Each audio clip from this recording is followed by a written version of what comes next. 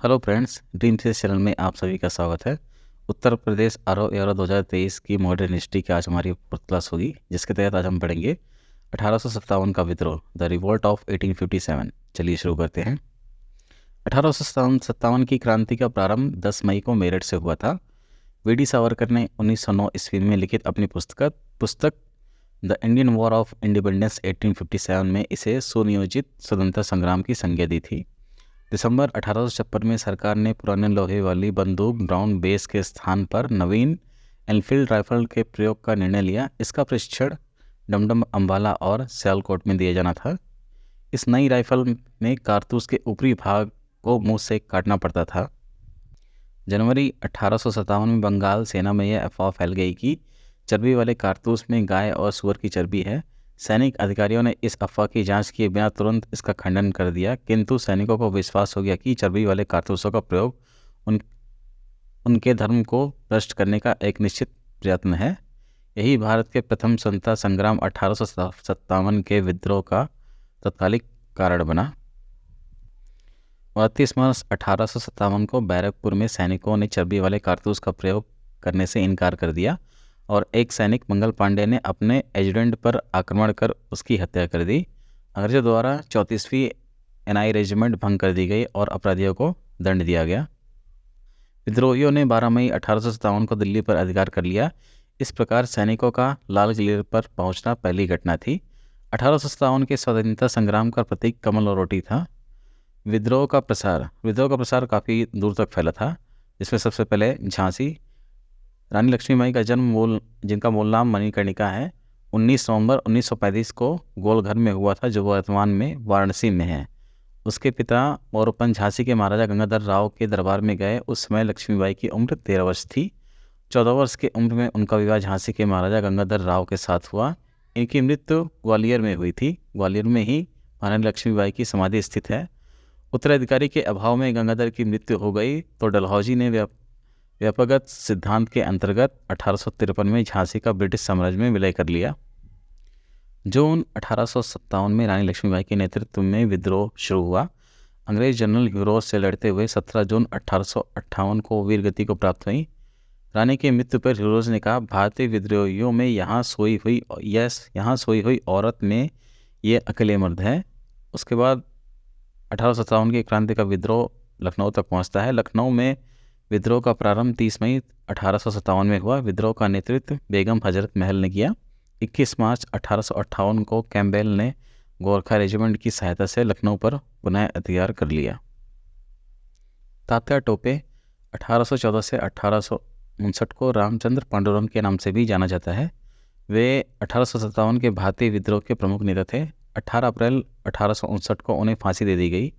असम में 1857 की क्रांति के समय वहां के दीवान मनीराम दत्त ने वहां के अंतिम राजा के पौत्र कंदपेश्वर सिंह को राजा घोषित करके विद्रोह की शुरुआत की, परंतु शीघ्र ही विद्रोह का दमन करके मनीराम को फांसी दे दी गई।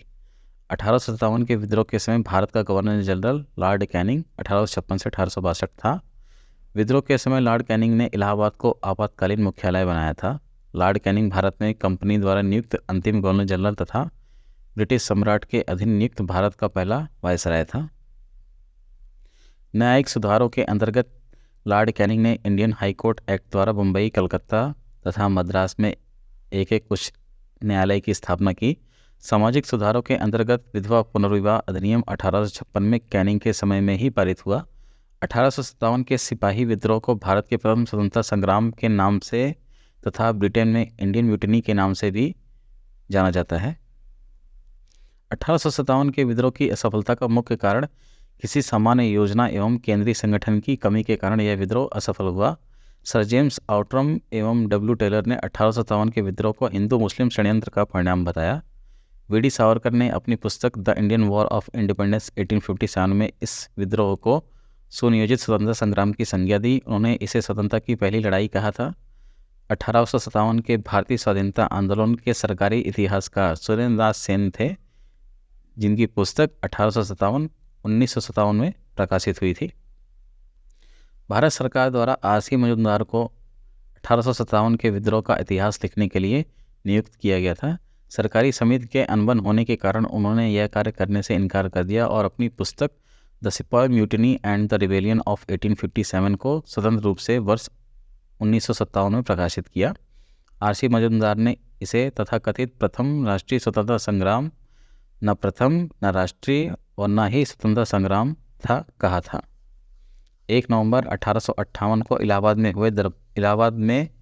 हुए दरबार में 1857 के विद्रोह का सबसे महत्वपूर्ण परिणाम महारानी विक्टोरिया की उद्घोषणा थी, जिसे लॉर्ड कैनिंग द्वारा उद्घोषित की गई। इसमें भारत में कंपनी के शासन को समाप्त कर भारत का शासन सीधे क्राउन के अधीन कर दिया गया। 1857 के विद्रोह के बाद बंगाल में नील विद्रोह 1859 से 60 के बीच हुआ।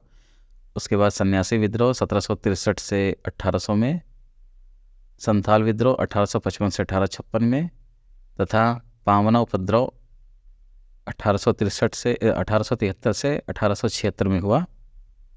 1857 के विद्रोह के बाद नील विद्रोह की शुरुआत नादिया जिले के गोविंदपुर गांव से हुई। एक नील उत्पादक के 2 भूतपूर्व कर्मचारी दिगंबर विश्वास तथा विष्णु विश्वास के नेतृत्व में किसान एकजुट हुए तथा उन्होंने नील की खेती बंद कर दी। 1860 तक नील आंदोलन नादिया, पाबना, खुलना, ढाका, मालदा, दिनाजपुर आदि क्षेत्रों में फैल गया। बंगाल के बुद्धिजीवी अखबारों में इन्हें विद्रोह के प्रति समर्थन मिला। इसमें हिंदू पैट्रियट के संपादक हरिश्चंद्र मुखर्जी की विशेष भूमिका रही। नील बागान मालिकों के अत्याचारों का खुला चित्रण दीनबंधु ने अपने नाटक नील दर्पण में किया है। कूका आंदोलन वहाबी आंदोलन से बहुत कुछ मिलता जुलता था। दोनों धार्मिक आंदोलन के रूप में आरंभ हुए, किंतु बाद में ये राजनीतिक आंदोलन के रूप में परिवर्तित हो गए, जिसका उद्देश्य अंग्रेजों को देश से बाहर निकलना था। पश्चिमी पंजाब में कूका आंदोलन की शुरुआत 1840 ईस्वी में भगत जवाहरमल द्वारा की गई। 1856 का संथाल विद्रोह एक प्रसिद्ध आदिवासी विद्रोह था, जिसमें मूलभूत आदिवासी आवेग और ब्रिटिश शासन के पूर्ण तिरस्कार जैसी भावनाएं देखने को मिलती हैं। वीडियो पसंद आएगा तो चैनल को सब्सक्राइब करें और ज़्यादा से ज़्यादा लोगों तक शेयर करें और अपनी तैयारी में निरंतर जुटे रहिए।